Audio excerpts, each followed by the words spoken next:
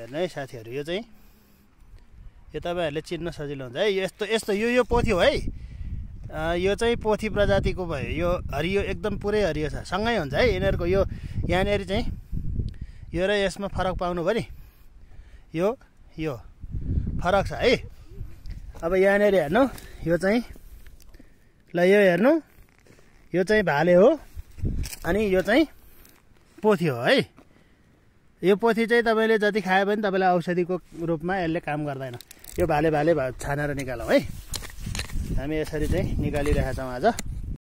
मेरो चाहिँ भिडियो हेरिसकेपछि साथीहरूले औषधि देखाउँदै यो हलाले हो भन्नुहुन्छ। हलाले चाहिँ यो हो।